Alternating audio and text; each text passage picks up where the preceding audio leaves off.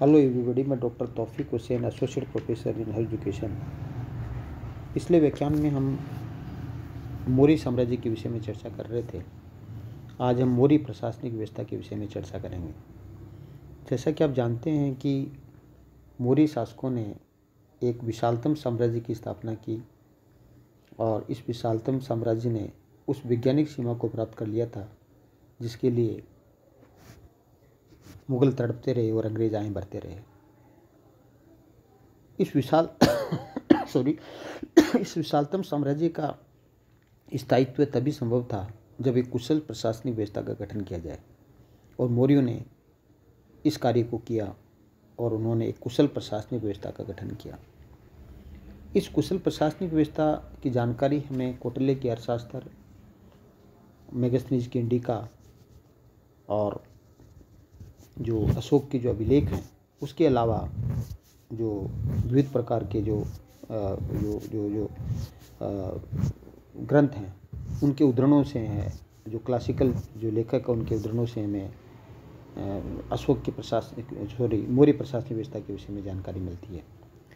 मौर्य प्रशासनिक व्यवस्था के विषय में हम कह सकते हैं कि मौर्य प्रशासन है वो एक प्रकार से उसका जो स्वरूप की हम बात करें तो हम कह सकते हैं कि उसका स्वरूप तो राजतंत्रात्मक था, लेकिन उस राजतंत्रात्मक व्यवस्था के अंतर्गत है वो राजा है वो प्रमुख होता है और राजा को असीमित अधिकार है वो भी दिए जाते हैं, या वो राजा है वो असीमित अधिकारों का है वो उपयोग करता है। लेकिन मौर्य प्रशासनिक व्यवस्था के अंतर्गत देखने को मिलता है कि मौर्य शासकों ने उन अधिकारों का प्रयोग है वो जनता के हितों को ध्यान में रख करके किया। अर्थात मौर्य प्रशासनिक व्यवस्था एक तरह से लोक कल्याण, मौर्य प्रशासनिक व्यवस्था की विशेषता एक लोक कल्याणकारी राज्य की स्थापना थी। लेकिन इसमें राजा को एक तरह से जो विभिन्न प्रकार के जो अधिकार दिए गए, एक तरह से एक असीमित अधिकार दिए गए, और एक तरह से जो राजज्ञ है उसको एक तरह से मौर्य प्रशासनिक व्यवस्था के अंतर्गत है वो धर्म, व्यवहार और चरित्र है उससे भी ऊपर रखा गया कि राजज्ञ है उसको एक तरह से प्रमुखता दी गई, क्योंकि एक तरह से विभिन्न शास्त्रकारों का मानना था कि समय के अनुसार है वो शास्त्रों के अंदर वो दोष आ जाते हैं जो कि तत्कालीन समय के अकॉर्डिंग नहीं होते हैं। इस कारण से है वो उन्हीं नियमों का पालन करना चाहिए, उन्हीं नियमों को लागू करना चाहिए जो कि न्याय संगत हो, जो जनता के हित के अंदर हो। तो इस तरह से हम कह सकते हैं कि मौर्य प्रशासनिक व्यवस्था है उसमें राजा की आज्ञा को है वो महत्व दिया गया। और जैसा कि आप ये भी जानते हैं कि मौर्य प्रशासनिक व्यवस्था के अंतर्गत है वो जो राजा है वो शासन का केंद्र बिंदु था, शासन का प्रधान था, और क्योंकि राजा है वो शासन का प्रधान था इसलिए राजा को अपरिमित शक्ति है वो उसका उपभोग करता था। लेकिन मौर्य प्रशासनिक व्यवस्था के अंदर जो राजा की जो शक्तियों के बारे में बात करते हैं कि राजा के लिए या राजा का पद यद्यपि वंशानुगत होता था, लेकिन राजा के लिए शिक्षित होना जरूरी था, समझदार होना जरूरी था, उसका जो वेदों का ज्ञाता है वो होना उसके लिए ज़रूरी था, धर्म और शास्त्रों का ज्ञाता भी होना था, उसका आचरण अच्छा होना चाहिए, वो एक तरह से वाइब्रेंट होना चाहिए, एक तरह से ज्ञानी होना चाहिए, समझदार होना चाहिए, समस्याओं को समझने की उसमें शक्ति होनी चाहिए। तो उस प्रकार का जो राजा है उसका उल्लेख है वो एक तरह से हमें जो मौर्य प्रशासनिक व्यवस्था में देखने को मिलता है। राजा को यद्यपि असीमित अधिकार दिए गए थे, लेकिन मौर्य प्रशासनिक व्यवस्था के अंतर्गत है वो राजा के लिए ये हालांकि राजा के लिए है वो ये व्यवस्था की गई थी कि राजा विभिन्न गुणों से गुणी व्यक्ति होना चाहिए, लेकिन मौर्य प्रशासनिक व्यवस्था के अंदर ये भी प्रावधान किया गया था कि राजा है वो उसको जनता के लिए हर समय है वो उपलब्ध होना चाहिए, और यदि राजा है वो जनता के लिए उपलब्ध नहीं रहता है तो ऐसी स्थिति के अंदर है वो प्रशासन के लिए है वो नुकसानदायक होता है। और इसकी पुष्टि है वो एक तरह से मेगस्थनीज की इंडिका में से होती है, जिसमें ये उल्लेख मिलता है कि चंद्रगुप्त मौर्य ये कहता है कि मैं चाहे अंतःपुर में हूँ या मैं शयन कक्ष में हूँ या बेलनों से शरीर की मालिश करा रहा हूँ, कोई भी समय है वो राजा मेरे से मिल सकती है, जनता मेरे से मिल सकती है। और अशोक के छठे शिलालेख है उसमें भी ये कहा गया है कि एक तरह से जनता है, कोई भी अधिकारी है वो उससे किसी भी समय वो मिल सकते हैं, कार्यों का संपादन वो करा सकते हैं, चाहे वो किसी भी समय हो। तो इस तरह से मौर्य प्रशासनिक व्यवस्था राजा की सुलभता, सर्वसुलभता थी। जनता है वो हर समय राजा से मिल सकता था। इसके लिए राजा की सुरक्षा, राजा का प्रमुख कार्य है वो जनता की सुरक्षा करना था। इसके लिए लेकिन राजा की सुरक्षा की भी ज़रूरी थी। इसलिए राजा, कौटिल्य शास्त्र में भी बताया कि राजा वो समय समय पर है वो एक तरह से है वो अपने जो कमरे हैं वो बदलता था। एक रात को एक कमरे के अंदर नहीं सोता था। और राजा की सुरक्षा के लिए वो एक तरह से स्त्री अंगरक्षकों है उसकी भी बात है वो की जाती है। तो इस तरह से राजा एक तरह से महत्वपूर्ण पद था। और राजा की सुरक्षा के लिए राजा कैसा होना चाहिए और राजा का क्या क्या दायित्व होना चाहिए, उन दायित्वों का उल्लेख वो मौर्य प्रशासनिक व्यवस्था के अंतर्गत हमें देखने को मिलते हैं। तो यद्यपि राजा के विभिन्न गुणों की बात की, राजा जो एक तरह से राजा कैसा होना चाहिए इसका उल्लेख किया, इसके साथ साथ राजा स्वयं है वो प्रशासन है वो नहीं कर सकता, उसकी सहायता के लिए भी है वो मौर्य प्रशासनिक व्यवस्था के अंतर्गत है वो एक मंत्री परिषद है उसका उल्लेख है वो मिलता है। और इस मंत्री परिषद की विशालता के बारे में कौटिल्य कहता है कि वो विशाल होना चाहिए जिससे कि शासन है वो अच्छी तरह से संचालित हो सके। और इस मंत्रियों को विभिन्न प्रकार के अधिकार दिए गए थे। और इन मंत्री परिषद के सदस्यों को है वो 12,000 पन वार्षिक वेतन मिलने का प्रावधान है वो भी किया गया था। इसके अलावा न केवल मंत्री परिषद का उल्लेख एक तरह से मौर्य प्रशासनिक व्यवस्था में मिलता है, अपितु एक छोटी कैबिनेट है जिसको मंत्रिमंडल कहा जाता था, उसका उल्लेख भी है वो मौर्य प्रशासनिक व्यवस्था के अंतर्गत मिलता है, जिसको छोटी परिषद कहा जाता था। और इनकी संख्या 3-4 होती थी, जिसके अंतर्गत है एक तरह से पुरोहित है, सेनानी, युवराज और वित्त मंत्री जैसे अधिकारी है वो इसके अंतर्गत आते थे। और इन अधिकारियों को है वो 48,000 जो पन वार्षिक है वो वेतन मिलता था। तो एक कैबिनेट है, मौर्य प्रशासनिक व्यवस्था के संचालन के लिए एक कैबिनेट का उल्लेख भी मिलता है। तो इन कैबिनेट और विभिन्न अधिकारियों की नियुक्ति है वो योग्यता के आधार पर की जाती थी। ये मौर्य प्रशासनिक व्यवस्था के महत्वपूर्ण विशेषता थी। और इसके लिए है वो एक तरह से उपदा परीक्षण, जिसको परीक्षा ली जाती थी उसको उपदा परीक्षण कहा जाता था। तो एक तरह से योग्य अधिकारियों की नियुक्ति है वो की जाती थी।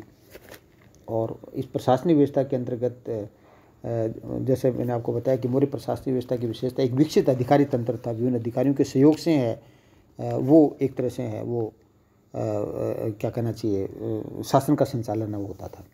तो जैसे मंत्री परिषद की जब हम बात करें तो जैसे चाणक्य ये कहता है कि राज्य रूपी रथ एक पहिए के द्वारा नहीं चल सकता और दूसरे पहिए के रूप में वो मंत्री परिषद की आवश्यकता पर जोर देता है। और इस कारण से मंत्री परिषद का वो गठन किया गया था।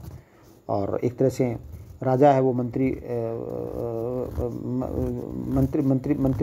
परिषद के अंदर उन व्यक्तियों को मंत्री नियुक्त करता था जो उच्च कुल से उत्पन्न हुए हों, जो एक तरह से जो बहादुर हों, जो बुद्धिमान हों, ईमानदार हो, स्वामी भक्त हों, उनको एक तरह से नियुक्ति की जाती थी। और जैसे मैंने आपको बताया कि चाणक्य कहता है कि उस पर नियुक्ति करते वक्त योग्यता पर पूरा ध्यान दिया जाता था।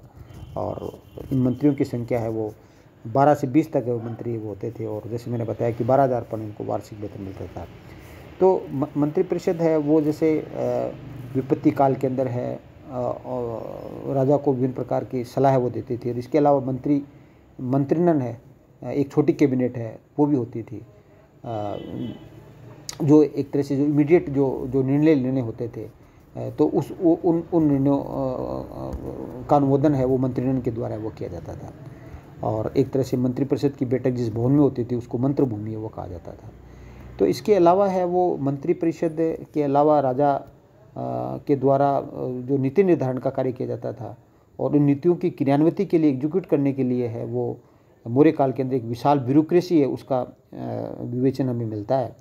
और इस मौर्यकालीन जो नौकरशाही है जो अत्यधिक सुसंगठित थी, सुव्यवस्थित थी और एक तरह से जो विशाल साम्राज्य की प्रशासनिक कार्यों को एक तरह से सुगमतापूर्ण वो करती थी। तो मौर्य काल के अंदर जो प्रशासन की सुविधा के लिए 18 विभागों की स्थापना की गई थी और इन 18 विभागों को वो तीर्थ कहते थे।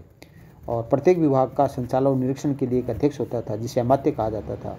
और अमात्य अपने विभाग का सर्वोच्च अधिकारी होता था। और प्रत्येक विभाग के के अंदर अनेक जो सब जो डिपार्टमेंट भी होते थे और जो अमात्य के अधीन वो कार्य करते थे। तो मौर्य काल के अंदर जो 18 जो मौर्य प्रशासनिक व्यवस्था के अंदर जो 18 अधिकारी होते थे जिनको अमात्य कहा जाता था, उसके जो उसमें जो मंत्री और पुरोहित जो एक ही पद पे होता था, और मौर्य काल के अंदर एक ही व्यक्ति है के द्वारा 2 पद का उल्लेख हमें मिलता है।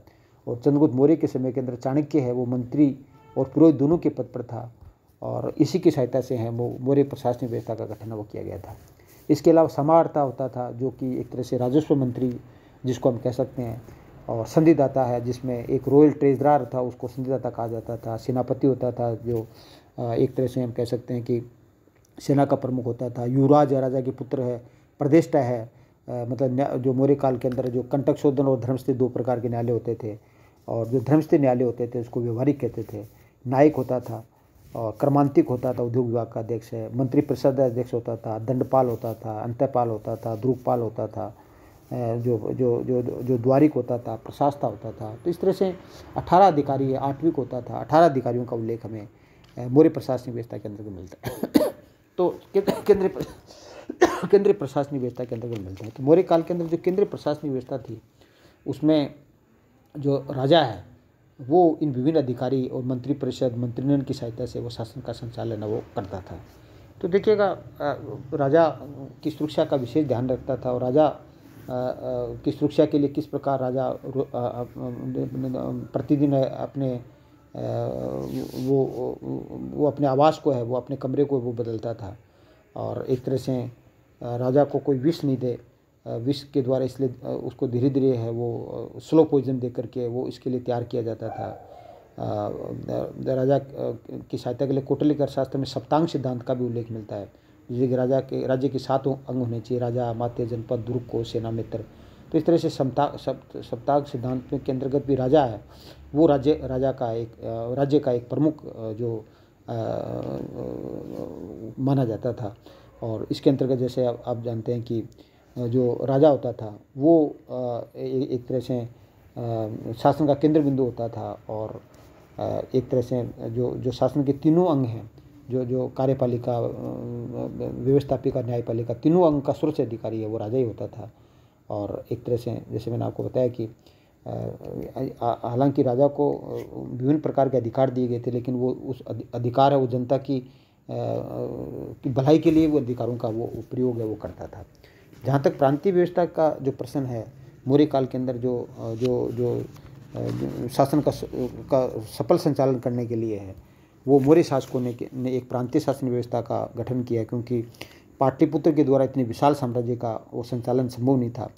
इसलिए प्रशासनिक सुविधा को ध्यान में रखते हुए मौर्य शासकों ने है वो अपने साम्राज्य को 6 प्रांतों में विभाजित किया, और इन प्रांतों को चक्र कहा जाता था। तो इन चक्रों का शासन संचालन करने के लिए है वो ज़्यादातर है वो राजवंशी व्यक्तियों का, जो राज परिवार से संबंधित व्यक्तियों को नियुक्त किया जाता था, जिनको राजकुमार कहते थे। और ये राजकुमार है वो अपने अधीन जो महामात्य होते थे उनकी सहायता से है वो शासन संचालन करते थे। तो मौर्य काल के अंदर जो 6 प्रांत थे, जिसमें उत्तरापद था जिसकी राजधानी तक्षशिला थी, अवंती थी जिसकी राजधानी उज्जैनी थी, कलिंग थी जिसकी राजधानी है वो तोसाली थी, दक्षिणापद जिसकी राजधानी सुवर्णगिरी थी, मध्य देश था जिसकी राजधानी पाटलिपुत्र थी, और एक जो प्रदेश था जो सेलुकस के द्वारा जो प्रदेश प्राप्त हुआ था जिसकी राजधानी कपिसा थी। तो इस प्रकार 6 प्रांत है, मुख्य रूप से 5 थे, लेकिन कुछ इतिहासकार है वो 6 की बात करते हैं कि 6 पूरा साम्राज्य वो 6 भागों में विभाजित था। और इसमें यद्यपि राजपरिवार से संबंधित व्यक्तियों को नियुक्त किया जाता था, लेकिन हमें एक तरह से जो अन्य सुयोग्य व्यक्ति है उनको भी नियुक्त किया जाता था। जैसे चंद्रगुप्त मौर्य के समय में सौराष्ट्र का प्रांतीय शासक है वो जो पुष्यगुप्त वैश्य था, और एक तरह से अशोक के समय में है वो यवनराज तुषार था जो राजपरिवार से संबंधित नहीं था, लेकिन योग्य व्यक्तियों को है वो प्रशासन की है वो जिम्मेदारी है वो दी जाती थी। और अर्थशास्त्र में उल्लेख मिलता है कि इन जो कुमार हैं इन राज्यपालों को जो है वो 12,000 पन वार्षिक वेतन है वो मिलता था। तो इस तरह से मौर्य प्रशासनिक व्यवस्था थी, जो प्रांतीय शासन व्यवस्था थी। प्रांतीय शासन व्यवस्था मौर्य प्रशासन की जो सबसे छोटी इकाई थी वो गांव थी, और गांव का अधिकारी ग्रामिक कहलाता था, और ग्रामिक ग्राम सभा का प्रधान होता था जो गांव वासियों के द्वारा जो निर्वाचित होता था। तो इसके अलावा मौर्य काल के अंदर जो गांव थे उसमें जो 10 गांव है का जो प्रबंध करने के लिए गोप होता था, और गई गोप है उसको स्थानीय कहते थे। लेकिन मौर्य काल की जो जो स्थानीय प्रशासनिक व्यवस्था थी उसमें नगर प्रशासन है वो प्रमुख माना जाता है, जिसका उल्लेख है वो मेगस्थनीज है वो अपने ग्रंथ इंडिका में करता है, और एक तरह से विस्तार से उल्लेख किया है वो नगर प्रशासन का। और जो मेगस्थनीज कहता है कि पाटलिपुत्र का शासन संचालन करने के लिए 30 सदस्यों की एक समिति होती थी। 30 सदस्यों की जो समिति थी, 6 समिति थी, जो 5-5 व्यक्तियों की 6 समिति थी, जिसके जो कि नगर प्रशासन का संचालन करता था। इस तरह से नगर प्रशासन है वो भी मौर्य काल में एक महत्वपूर्ण माना जाता है, जिसके अंतर्गत है जो 6 समितियाँ थी, जिसमें शिल्पकला समिति है, विदेशी यात्री समिति है, जनगणना समिति है जो कि मृत्यु और जन्म के आंकड़े रखती थी, वाणिज्य समिति है, उद्योग समिति है, कर समिति है। तो इस प्रकार ये 6 समिति है जिसमें 5-5 सदस्य होते थे, उसके द्वारा नगर का प्रशासन है वो चलता था। तो इसके अलावा मौर्य काल के अंदर जो जहाँ तक, क्योंकि न्याय व्यवस्था के लिए मौर्य प्रशासनिक व्यवस्था है वो प्रमुख मानी जाती है, अर्थात सर्वोच्च न्यायाधीश है वो तो राजा ही होता था, जो कि गंभीर और जो अपराध थे उनका निर्णय वो करता था। लेकिन इसके अलावा भी राज्य की प्रशासनिक इकाइयों के स्तर पर भी कई न्यायालय थे, और मौर्य काल के अंदर 2 प्रकार के न्यायालय प्रमुख माने जाते हैं, जिसको धर्मस्थीय जो दीवानी मामलों की सुनवाई करता था, और कंटक शोधन न्यायालय होता था जो कि आपराधिक या जिसको फौजदारी मामले कहते थे उनका निर्णय वो करता था। और एक तरह से जो न्यायाधीश होते थे वो धर्म, व्यवहार और चरित्र और राजशासन का अध्ययन करके ही वो दंड का निर्णय करते थे। और इनमें यदि कॉन्फ्लिक्ट होता था तो राजाज्ञा है उसको प्रमुख माना जाता था, और राजा का निर्णय वो सर्वोपरि होता था। तो कौटिल्य और जो मेगस्थनीज जो दोनों ने ये उल्लेख किया है कि मौर्य काल के अंदर दंड विधान वो कठोर था, और जो सामान्य जो अपराध होते थे उसमें उनमें आर्थिक जुर्माने लगाए जाते थे, जबकि जो भीषण अपराध होते थे उनमें अंगभंग भी किया जाता था।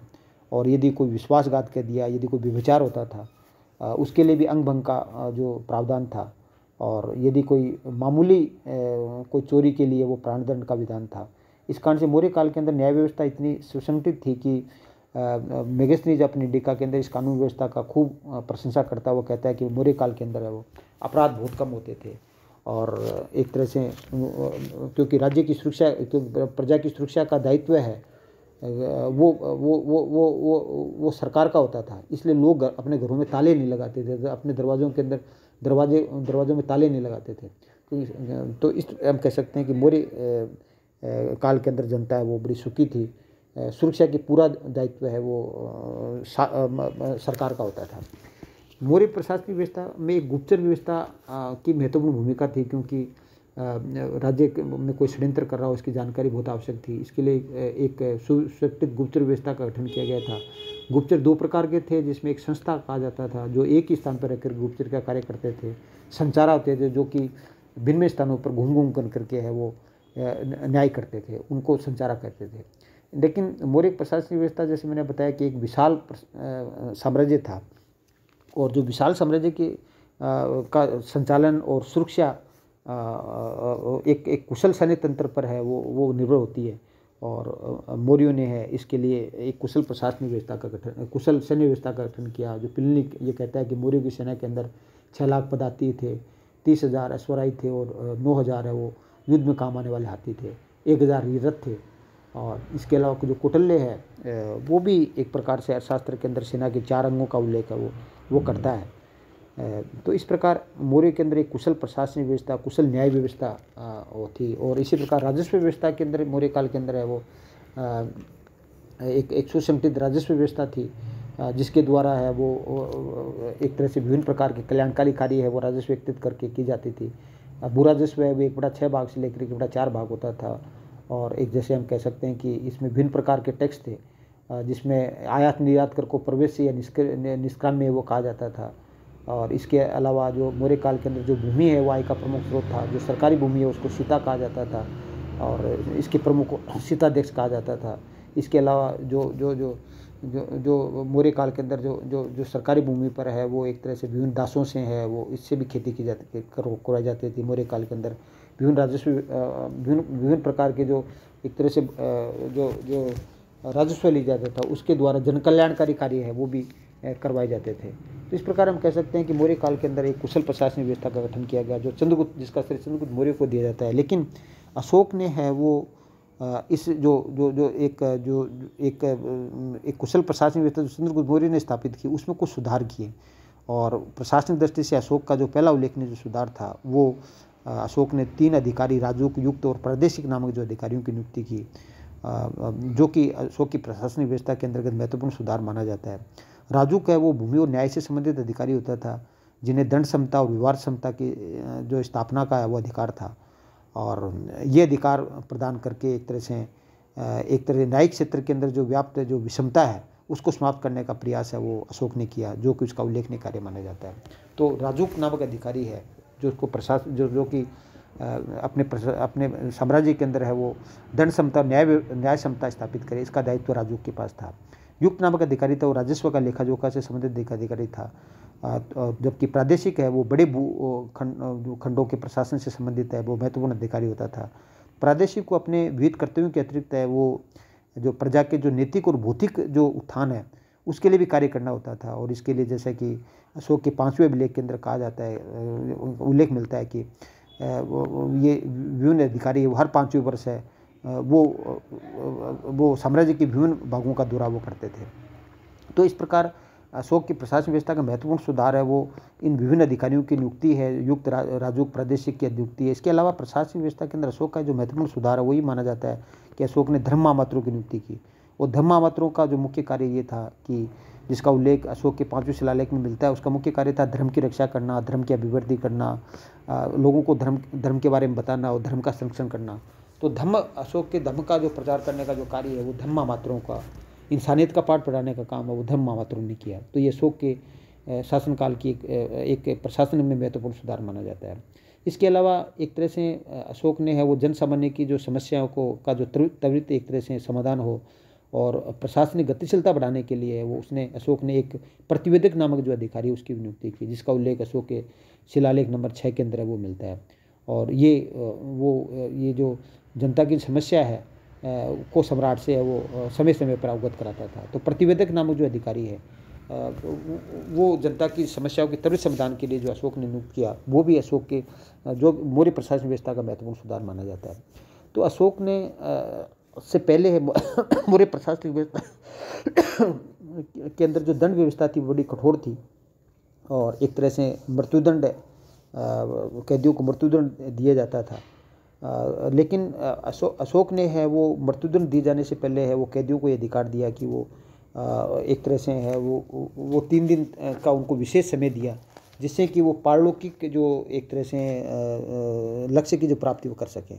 अर्थात अशोक के स्तंभलेख नंबर जो 6 है उसमें उल्लेख मिलता है कि अशोक ने है वो एक तरह से न केवल दंड विधान है जो कठोरता उसको कम करने का प्रयास किया, और उसने एक प्रकार से जैसे मैंने आपको बताया कि जो धर्म महामात्रों की नियुक्ति है या राजूक प्रादेशिक की नियुक्ति है, इसके साथ साथ अशोक ने एक तरह से जो ये 3 दिन का समय दे करके वो कैदियों के साथ एक मानवता का कार्य किया। इसके अलावा अशोक ने है वो राजस्व जो प्रशासन व्यवस्था में जो महत्वपूर्ण सुधार है वो पशुवध से संबंधित कानून बनाया, जिसके अंतर्गत जो एक तरह से पशु हिंसा पर उन्होंने प्रतिबंध लगाया। इसके अलावा अशोक के जो राजत्व का जो सिद्धांत है उसको एक तरह से पिता पुत्र से पिता पुत्र के संबंधों से जोड़ा, जिसके कारण से है वो एक तरह से एक कुशल प्रशासनिक व्यवस्था का गठन किया जा सके। तो इस तरह से हम कह सकते हैं कि अशोक की जो प्रशासनिक व्यवस्था, अशोक की जो सोच थी या मौर्य शासकों की सोच थी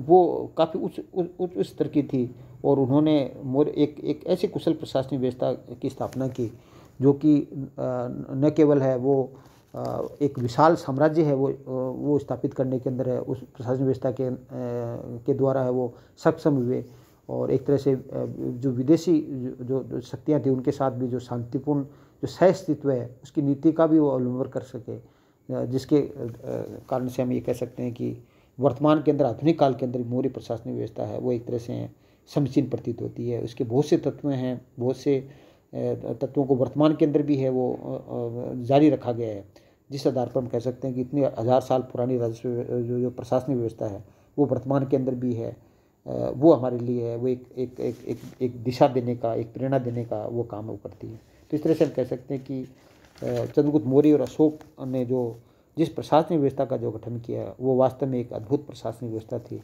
और वर्तमान में भी इस प्रशासनिक व्यवस्था को है वो प्रासंगिक कहा जा सकता है। Thank you. जय हिंद, जय भारत।